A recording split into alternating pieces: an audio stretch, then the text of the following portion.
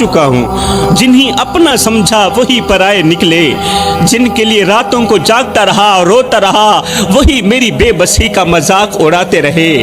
अल्लाह अब तो इन आंसुओं ने भी फरियाद करना छोड़ दिया है, क्योंकि ये जानते हैं कि अब अल्लाह के सिवा दुनिया में फरियाद सुनने वाला और कोई नहीं रहा।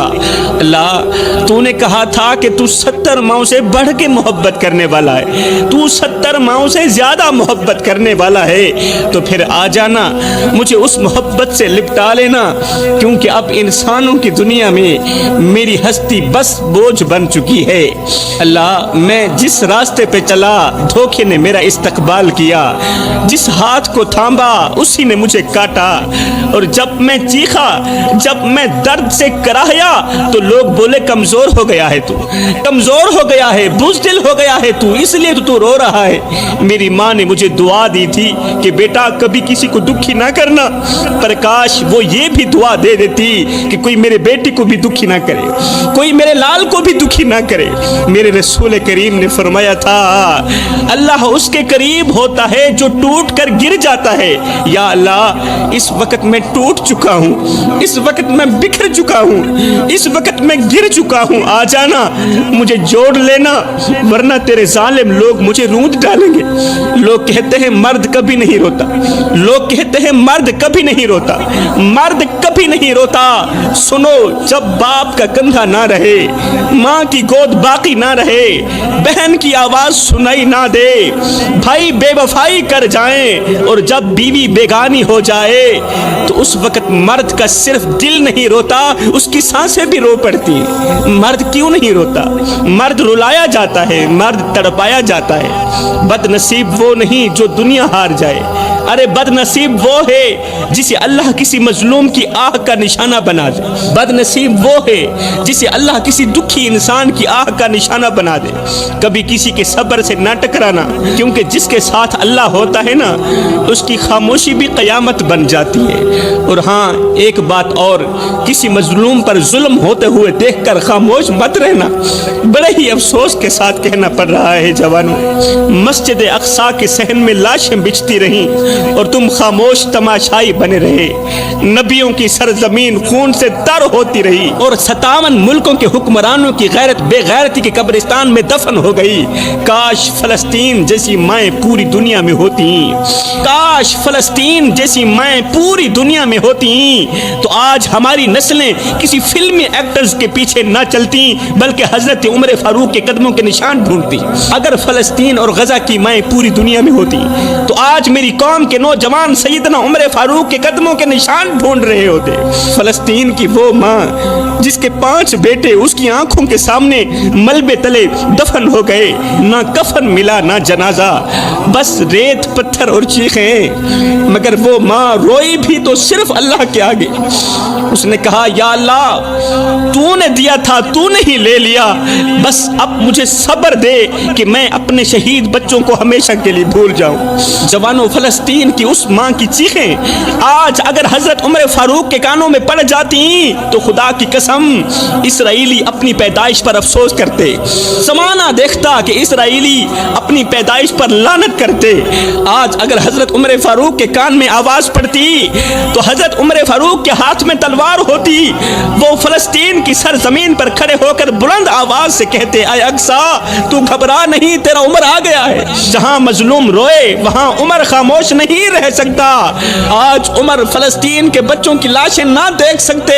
आज वो उम्मत के हुक्मरानों का गिरेबान पकड़कर झंझोड़ कर कहते उठो, जब तक अक्सा कैद में है तुम्हारी नींद हराम है, जब तक उमर जिंदा है, जब तक मस्जिद अक्सा कैद में है, उस वक्त तक तुम्हारी नींदें हराम है, तुम नहीं सो सकते।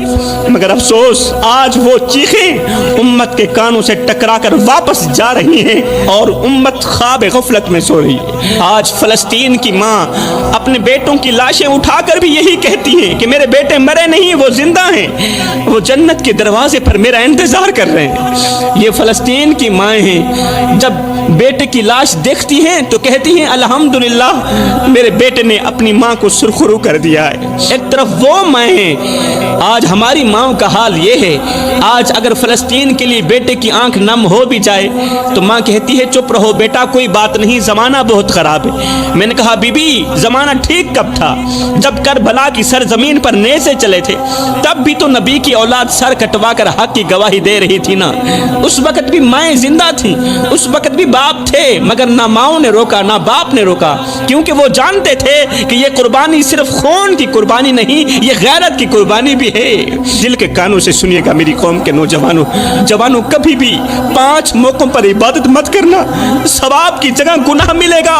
پہلا موقع کبھی بھی بوڑھے باپ کو دکھ دے کر نماز نہ پڑھنا، بوڑھے باپ کی آنکھوں سے آنسو نکال کر نماز نہ پڑھنا، ثواب کی جگہ گناہ ملے گا۔ بوڑھے باپ کا دل توڑ کر تہجد میں آنکھیں نم نہ کرنا، ثواب کی جگہ گناہ ملے گا۔ بوڑھی ماں کو بے یار و مددگار چھوڑ کر عمرے کے سفر پر نکل جانا ایسا ہی ہے جیسے کسی کو مار کر اس کے جنازے میں شریک ہو جانا۔ خدارا میرے بھائیوں، بھائی بہن بیوی بچوں کا حق مار کر حج کرنے مت جانا، کیونکہ خانہ کعبہ کی دیواروں کو وہ سجدے قبول نہیں جو کسی مظلوم کے آنسوں سے تر ہوں، وہ سجدے بالکل بھی قبول نہیں۔ جس بھائی کا حق مار کر تم احرام باندھ رہے ہو، ارے وہ احرام کہاں ہے؟ وہ تو ظلم کی چادر ہے۔ آج کل میرے معاشرے کے نوجوان کہتے ہیں کہ عورت بے غیرت ہوتی ہے، اس لیے دھتکار دیا جاتا ہے، یہ بے حیا ہو گئی ہے، ہم دلہ پن پسند نہیں کرتے، ٹھکرا دیا جاتا ہے۔ میں کہتا ہوں اے نوجوانوں، عورت بے غیرت نہیں ہوتی، بلکہ وہ مرد بے غیرت ہوتا ہے جس کی وہ بہن بیٹی یا بیوی ہوتی ہے۔ عورت بے غیرت کہاں ہوتی ہے؟ اصل بے غیرتی تو یہ ہے کہ تم مرد ہو کر ایک عورت کی حفاظت نہ کر سکے۔ جب وہ ماں بن کر تمہاری گندگی صاف کرتی تھی تب تو وہ بے غیرت نہیں تھی، جب وہ بہن بن کر تمہارے کپڑے دھوتی تھی، تمہارے جوتے صاف کرتی تھی تب تو وہ بے غیرت نہیں تھی، جب وہ بیوی بن کر تمہارا غصہ، تمہاری چپ، تمہارا غرور سہتی ہے اس وقت بھی وہ تمہاری عزت ہوتی ہے، اور جب وہ تم سے اپنا حق مانگنے کے لیے آواز بلند کرتی ہے تو تمہیں اس کی غیرت یاد آ جاتی ہے۔ غیرت کا وزن عورت کے دوپٹے سے نہیں مرد کے کردار سے ناپا جاتا ہے، اور جب عورت بگڑ رہی تھی تو اس وقت مرد کہاں مر گیا تھا؟ جس نے وقت پر عورت کا ہاتھ نہیں تھاما تھا، جس نے وقت پر عورت کو سمجھایا نہیں تھا۔ ایمان سے بتاؤ، عورت کے ہاتھ میں موبائل کس نے دیا؟ عورت نے دیا؟ نہیں، مرد نے دیا۔ عورت کو با اختیار کس نے بنایا؟ عورت نے بنایا؟ نہیں، مرد نے بنایا۔ تم نے اسے موبائل تحفے میں دیا، اور جب اس نے اسی موبائل پر ناچنا شروع کیا تو تمہاری غیرت جاگ گئی۔ تم نے ہی اسے ماڈرن بننے کا مشورہ دیا کہ ماڈرن لڑکیاں ہمیں بہت زیادہ پسند ہیں، اور جب اس نے ماڈرن کا لباس پہنا تو تم نے کہا بے غیرت ہو گئی ہو، تم نے کہا بے حیا ہو گئی۔ اور نہ دانو، تم نے ہی تو اسے ناچنے کا مشورہ دیا تھا، تم نے ہی تو اسے پینٹ شرٹ پہننے کا مشورہ دیا تھا، تم نے ہی تو اسے ماڈرن بننے کا مشورہ دیا تھا۔ اگر عورت چپ چاپ تمہاری بات سہتی رہے تو وہ اچھی ہے، اور اگر کسی بات کا جواب دے دے تو تم کہتے ہو عورت بے ادب ہو گئی ہے۔ عورت جب تک برداشت کرتی ہے تب تک تم مرد کہلاتے ہو، اور جس دن وہ سوال کرتی ہے اس دن تمہاری غیرت جاگ جاتی ہے۔ دوسری طرف بڑے ہی افسوس کے ساتھ کہنا پڑ رہا ہے، آج کل کی لڑکی ماں باپ کی عزت کو مٹی میں روند کر کسی آوارہ لڑکے کے ساتھ پکنک پہ جا رہی ہے، ہوٹلوں پہ مل رہی ہے، تنہائی کو محبت سمجھ بیٹھی ہے۔ کسی راہ چلتے آوارے نے کہہ دیا تھا کہ تم بہت کیوٹ لگتی ہو، تم بہت اچھی لگتی ہو، اسے لگا کہ وہ شہزادہ ہے، وہ تو مجھ سے محبت کرنے والا، وہ تو عشق کرنے والا ہے، اس لیے تو وہ کہتا ہے کہ تم مجھے کیوٹ لگتی ہو، تم مجھے اچھی لگتی ہو۔ ماں باپ کی عزت کی دھجیاں اڑا کر اس آوارے کے پیچھے بھاگ نکلی۔ 6-7 دن تو بڑے پیار سے گزرے، 8ویں دن فلمی محبت کے بعد 9ویں دن اس اجنبی کا لہجہ بدلنے لگا، 10ویں دن آواز بھی سخت ہو گئی، اور 11ویں دن پتہ چلا کہ وہ آوارہ لڑکا اسے طلاق دے کر کسی اور لڑکی کے پیچھے بھاگ نکلا ہے۔ میری بہن، تجھے کس نے کہا تھا کہ ایک اجنبی تیرے لیے سب کچھ ہو سکتا ہے؟ تجھے کس نے کہا تھا کہ گھر سے بھاگنا عزت ہے؟ آج تو کس منہ سے واپس جائے گی؟ جس باپ نے اپنی جوانی تجھے پالتے ہوئے گزاری، جس ماں نے اپنی چادر میں تجھے چھپایا، آج تو ان ماں باپ کی عزت کو بازار میں لے گئی، انہی معاشرے میں کسی کو منہ دکھانے کے قابل نہ رکھا، اور آج جب وہ آوارہ لڑکا تجھے چھوڑ گیا، آج تو واپس اپنے ماں باپ کے گھر جا رہی ہے۔ ایمان سے بتا، آج بوڑھے ماں باپ کو منہ دکھاتے ہوئے تیری غیرت تجھے جینے دے گی؟ ہرگز نہیں جینے دے گی۔ تو گھر چھوڑ کر بھاگ گئی، مگر تو یہ بھول گئی کہ ماں باپ کا دروازہ بند ہو جائے تو دنیا کی ہر راہ تنگ ہو جاتی ہے۔ عزت والی بیٹیاں باپ کی پگڑی کو روند کر غیر کے پیچھے نہیں بھاگتی۔ وہ لڑکا جو دن میں تمہارے ساتھ محبت کرتا ہے، رات کو تمہاری تصویروں کو غیر محرم مردوں مردوں کو دکھاتا ہے، اپنے دوستوں کو دکھاتا ہے، وہ تم سے محبت نہیں کرتا، وہ تمہاری معصومیت کو بیچتا ہے۔ عزت والا دوپٹہ کسی مہنگے برانڈ سے نہیں ملتا، یہ تو ماں باپ کے سائے سے ملتا ہے۔ اور جو بیٹیاں اس دوپٹے کو سنبھال لیتی ہیں، رب ان کے قدموں تلے جنت بچھا دیتا ہے۔ حضرت سیدنا علی المرتضیٰ شیر خدا کرم اللہ وجہہ الکریم فرماتے ہیں ساری دنیا خوش رہتی ہے مگر یہ تین لوگ بڑے ہی پریشان رہتے ہیں۔ آخری بات میرا بیان ختم ہوا۔ حضرت علی فرماتے ہیں ساری دنیا خوش رہتی ہے مگر یہ تین لوگ بڑے ہی پریشان رہتے ہیں۔ پوچھا گیا حضرت وہ تین لوگ کون سے ہیں؟ فرمایا پہلا مددگار جو کسی کا درد دیکھ کر چپ نہیں رہ سکتا، اپنے منہ سے نوالے نکال کر دوسروں کے منہ میں ڈالتا ہے، اپنی رگوں سے خون نکالتا ہے دوسروں کی رگوں میں ڈالتا ہے، مگر جب اس بیچارے پر برا وقت آتا ہے تو لوگ اس پر دیکھنا بھی گوارا نہیں کرتے، اس لیے یہ ہر وقت پریشان رہتا ہے۔ فرمایا نمبر 2 وفادار بیچارہ بھی ہر وقت پریشان رہتا ہے، وہ جو ایک بار کسی کو اپنا کہہ دے پھر ساری دنیا چھوڑ دیتا ہے مگر اسے نہیں چھوڑتا، لیکن جب وہ اپنی سچائی لے کر قبر میں اترتا ہے، سچائی لے کر قبر میں دفن ہو جاتا ہے تو دنیا اسے ایک اچھا انسان کہتی، اس کے جیتے جی لوگ اسے دکھ دیتے ہیں، درد دیتے ہیں، مگر جب وہ مر جاتا ہے تو لوگ کہتے ہیں اچھا انسان تھا۔ فرمایا نمبر 3 دل کا صاف انسان بھی ہر وقت پریشان رہتا ہے، اگر دل کے صاف رہو گے تو ہر وقت پریشانیوں کی دلدل میں ڈوبے رہو گے، اور یہ وہ 3 لوگ ہیں جو بیٹھے زمین پر ہوتے ہیں، ان کا تذکرہ عرش بری پہ ہو رہا ہوتا ہے۔ ایک نوجوان رسول کریم صلی اللہ علیہ وسلم کی خدمت میں حاضر ہوا، ایک نوجوان میرے کریم نبی کی خدمت میں حاضر ہوا، عرض کی یا رسول اللہ میرا باپ میرا مال خرچ کر لیتا ہے، مجھ سے پوچھتا تک نہیں، آپ میرے باپ کو بلا کر اس کو کہو کم از کم مجھ سے پوچھ تو لیا کرے۔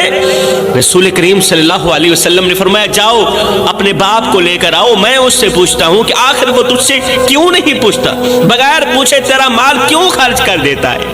نوجوان فوراً اپنے باپ کے پاس پہنچا، کہنے لگا ابا رسول کریم نے آپ کو بلایا ہے، رسول کریم کی عدالت لگی ہے، اپنی عدالت میں آپ کو بلایا ہے۔ بوڑھے باپ کے قدم جسے زمین نے جکڑ لیے ہوں، بوڑھے باپ کا دل لرز اٹھا، آنکھوں میں بے چینی تیرنے لگی، وہ سمجھ گیا کہ رسول کریم کی عدالت میں بیٹے نے میری شکایت کر دی۔ لرزتے ہاتھوں سے سوٹی سنبھالتے ہوئے کانپتے قدموں کے ساتھ رسول کریم صلی اللہ علیہ وسلم کی پاک بارگاہ میں اپنے قدم بڑھائے۔ یہ بوڑھا شخص رسول کریم صلی اللہ علیہ وسلم کی پاک بارگاہ کی طرف اپنے قدم بڑھا ہی رہا تھا، ابھی راستے میں ہی تھا کہ ادھر سے حضرت جبریل علیہ السلام رسول کریم صلی اللہ علیہ وسلم کی خدمت میں حاضر ہوئے اور عرض کی یا رسول اللہ، اللہ فرما رہا ہے کہ اس نوجوان کے باپ سے کہو جو ابھی راستے میں ہے، آپ تک پہنچا نہیں ہے، جب وہ آپ کے پاس پہنچ آئے تو اسے کہنا کہ اے بندے جو اشعار تو نے راستے میں اپنے دل میں پڑے ہیں نا، پہلے وہ اشعار سناؤ۔ اس نوجوان کے باپ کو کہنا اے اللہ کے نیک بندے، راستے میں آتے ہوئے تو نے جو دکھ بھرے اشعار اپنے دل میں پڑھے ہیں نا، وہ اشعار ہمیں سناؤ۔ اب جبریل علیہ السلام واپس چلے گئے، وہ بوڑھا شخص اپنے بیٹے کے ساتھ جیسے ہی رسول کریم صلی اللہ علیہ وسلم کی خدمت میں حاضر ہوا تو آقا کریم نے شفقت بھری نظر اس بوڑھے پر ڈالی اور فرمایا اے اللہ کے بندے، تیرا فیصلہ بعد میں کریں گے، پہلے جو اشعار تو نے اپنے دل میں آتے ہوئے پڑھے تھے نا، دل میں کہے نا، وہ اشعار ہمیں سناؤ۔ یہ سن کر بوڑھے باپ کی آنکھوں میں آنسو بھر آئے، اس کی آواز کانپنے لگی، آنکھیں برس رہی تھی، دل زخموں سے چور چور تھا۔ باپ نے روتے ہوئے رسول کریم صلی اللہ علیہ وسلم کو وہ دکھ بھرے اشعار سنائے۔ وہ اشعار عربی زبان میں تھے، ان کا ترجمہ کچھ یوں تھا۔ باپ نے کہا اے میرے بیٹے، جب تو پیدا ہوا تھا میں نے اپنی ذات کے لیے جینا چھوڑ دیا، میری نیند، میری بھوک، میری خوشیاں سب کچھ تیرے لیے تھا، मेरी खुशी भी तेरे लिए थी, मेरी नींद भी तेरे लिए थी। मैं दिन में मेहनत करता, रात को तुझे थाम कर सोता था। पूरा दिन कड़कती धूप में तपती रेत के ऊपर कमजोर से कंधे पर बोरियां लाद लाद के दिन रात एक करके मेहनत मजदूरी करता कि मुझे कुछ मिले ना मिले, मेरे बेटे को रोटी का टुकड़ा मिल जाए।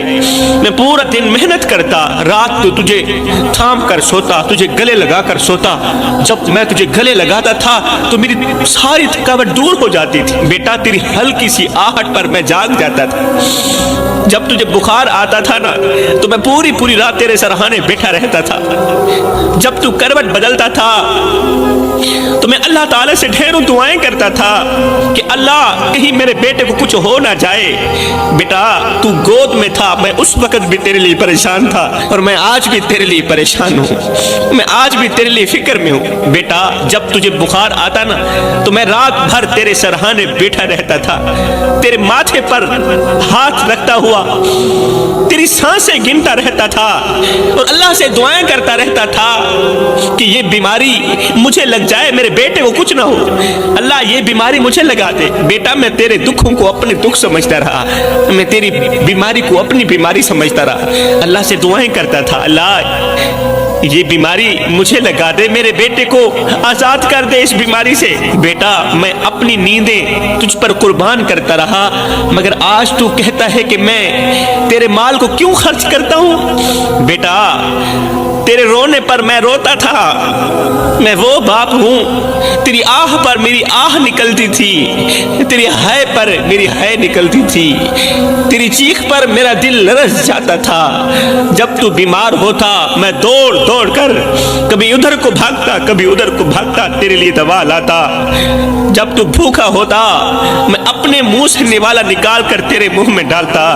जब मैं तुझे भूखा देखता था तो मैं बीमारी के होने के बावजूद भी, बीमार होने के बावजूद भी, कमजोर होने के बावजूद भी, मैं लागर होने के बावजूद भी मेहनत मजदूरी के लिए निकल जाता था। फिर वजनी भारी बोरियां अपने कंधे पर लादता था, सिर्फ इस सोच की बुनियाद पर कि मुझे कुछ मिले ना मिले, मेरे शहजादे को रोटी का टुकड़ा मिल जाए। मैंने अपनी जरूरतों को भुला दिया, अपनी ख्वाहिशात कब्रिस्तान में दफन कर दी, सिर्फ इसलिए कि मेरा बेटा खुश रहे। मैं अपने बेटे के चेहरे पर खुशी देखना चाहता हूँ, मुस्कुराहट देखना चाहता हूँ। बेटा तू बच्चा था, मैं जवान था, मैं अपनी रगों से खून निकालता रहा, तेरी रगों में डालता रहा, मैं अपनी सांसें घटाता रहा, तुझे जिंदगी देता रहा, अपने मुंह से निवाला निकालता रहा, तुझे खिलाता रहा। तुझ में जवानी भरती गई, मुझसे बुढ़ापा जवानी छीनता गया, यहाँ तक कि आज तू ताकतवर हो गया और मैं कमजोर हो गया।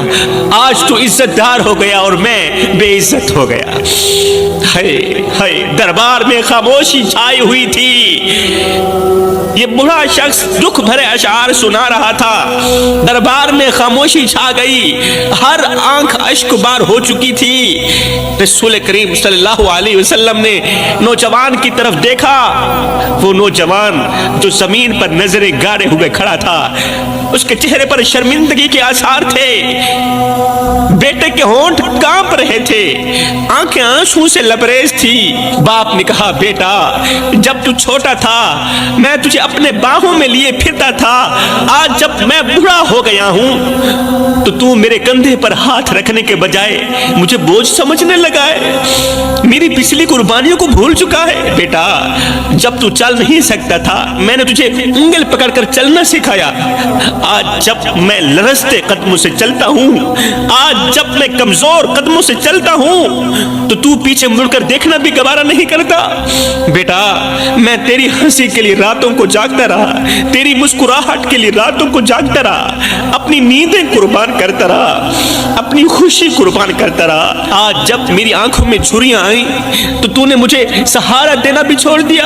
बेटा तेरे रोने पर मेरी दुनिया लरस जाती थी, आज मेरी आंखों में आंसू हैं और तुझे कोई फर्क नहीं पड़ रहा। तू बीमार होता था मैं रात भर जागता था, तेरे लिए दुआएं करता था, लेकिन आज मैं बिस्तर पर बेबस पड़ा हूं और तू मुझे देखना भी गवारा नहीं करता, तू मुझसे मेरा हाल तक पूछना गवारा नहीं करता। मैंने तेरी ہر خوشی پوری کی، اپنی ضرورتوں کو بھلا کر تجھے خوشیوں سے نوازا۔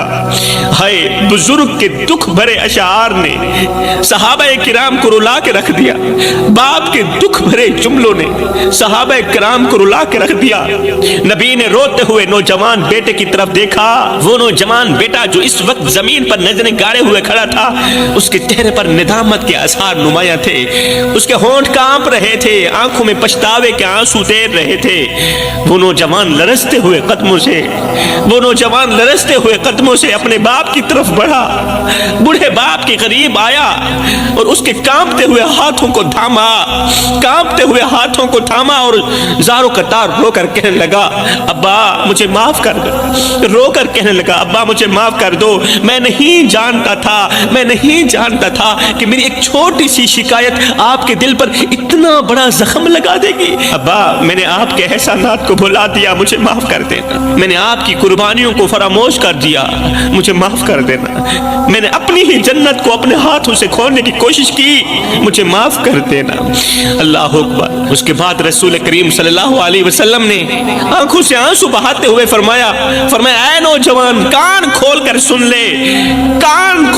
سن لے، آج سے تو بھی تیرے باپ کا ہے اور تیرا مال بھی تیرے باپ کا ہے۔ تیرا باپ جہاں چاہے تیرے مال کو استعمال کر سکتا ہے، تو ہرگز نہیں پوچھ سکتا۔ حضرت سیدنا علی المرتضیٰ شیر خدا کرم اللہ وجہہ الکریم نے فرمایا جس گھر میں بوڑھے والدین روتے ہوں، نافرمان اولاد کی وجہ سے بوڑھے والدین آنکھوں سے آنسو بہاتے ہوں، اس گھر میں 5 مصیبتیں ضرور آتی ہیں۔ فرمایا پہلی مصیبت یہ آتی ہے کہ اس گھر میں رہنے والوں کی کوئی بھی دعا قبول نہیں ہوتی۔ ایسا گھر اللہ کی رحمت سے محروم ہو جاتا ہے جس گھر میں بوڑھے والدین روتے ہیں۔ دعائیں لبوں سے نکلتی رہتی ہیں، دعائیں منہ سے نکلتی رہتی ہیں، لیکن آسمان تک پہنچنے سے پہلے ہی رد کر دی جاتی ہیں۔ لوگ اپنی مشکلات کے حل کے لیے دعائیں مانگتے ہیں، کاروبار میں برکت کے لیے التجائیں کرتے ہیں، بیماری سے شفا کی دعا کرتے ہیں، صحت کی دعا کرتے ہیں، مگر ہر راستہ بند ہو جاتا ہے۔ کیوں؟ اس لیے کہ ان کے گھر میں بوڑھے والدین روتے ہیں۔ اے جس گھر میں بوڑھے والدین کے دل ٹوٹ جائیں، وہاں برکت اور قبولیت کے دروازے بند کر دیے جاتے ہیں۔ حضرت حکیم لقمان نے کہا جس گھر میں بوڑھے والدین روتے ہوں، شیطان اس گھر میں ڈیرا ڈال دیتا ہے۔ جس گھر میں بوڑھے والدین کی نافرمانی کی جاتی ہو، بوڑھے والدین کو بے عزت کیا جاتا ہو، اونچی آواز میں بک بک کی جاتی ہو، اس گھر میں شیطان ڈیرا ڈال دیتا ہے۔ اور جس گھر میں شیطان ڈیرا ڈال دے، وہاں ایسی تباہی آتی ہے کہ انسان کی عقل دنگ رہ جاتی ہے۔ شیطان کا سب سے بڑا ہدف پھر یہی ہوتا ہے کہ گھر کے افراد کو آپس میں دشمن بنا دے، رحمت کو زحمت میں بدل دے اور محبت کو نفرت میں بدل دے۔ وہ گھر جہاں والدین کی آنکھیں نم ہوں، وہاں شیطان اپنے جال پھیلا کر ایسے حالات پیدا کر دیتا ہے کہ تباہی کے سوا کچھ نہیں ہوتا۔ وہ کون سی تباہی ہوتی ہے؟ گھر میں ہمیشہ جھگڑے اور بے سکونی رہتی ہے، یہ تباہی ہے۔ جب شیطان گھر میں ڈیرا ڈال دیتا ہے نا، ماں باپ کے رونے کی وجہ سے، اللہ اکبر، پتہ ہے پھر کون سی تباہی آتی ہے؟ گھر میں ہمیشہ جھگڑے اور بے سکونی لگی رہتی ہے۔ اولاد اپنے دل سے ماں باپ کی عزت کرنا چھوڑ دیتی ہے، پھر رزق میں بے برکتی آ جاتی ہے اور سب کچھ ہوتے ہوئے بھی ہر ایک چیز کی کمی محسوس ہوتی ہے۔ پھر عبادت میں دل نہیں لگتا، نماز اور تلاوت بھاری لگنے لگ جاتی ہے۔ شیطان دماغ میں ایسے خیال ڈالتا ہے کہ بندہ والدین کو ہی اپنی بدبختی کی وجہ سمجھنے لگتا ہے۔ جس گھر میں بوڑھے والدین روتے ہوں، وہاں بے برکتی ایسے بسیرا کر لیتی ہے کہ دولت ہونے کے باوجود بھی سکون غائب ہو جاتا ہے۔ پھر گھر میں دولت بھی ہوتی ہے، مال بھی ہوتا ہے، لیکن سکون نہیں ہوتا، اس لیے کہ اس دولت میں برکت نہیں، کھانے میں لذت نہیں رہتی اور زندگی ایک عجیب بے چینی میں گزرنے لگتی۔ حضرت علی فرماتے ہیں ایسے گھروں میں بیماریاں، ذہنی دباؤ، ناگہانی آفات دروازہ کھٹکھٹانے کے بجائے اندر ہی بسیرا کر لیتی ہیں۔ ہر کام میں رکاوٹ، ہر قدم پر پریشانی اور ہر لمحے بے سکونی کا سامنا لگا رہتا ہے، کیونکہ والدین کی آہیں، والدین کی تڑپ زمین پر نہیں گرتی، والدین کے آنسو زمین پر نہیں گرتے، بلکہ عرش الہی کا دروازہ جا کھٹکھٹاتے ہیں اور اللہ سے اپنی بات منوا کر ہی دم لیتے ہیں۔ خدا را میرے بھائیوں، والدین کو اتنا مت ستاؤ کہ وہ اللہ کے سامنے تمہارا نام لے کر رو پڑے۔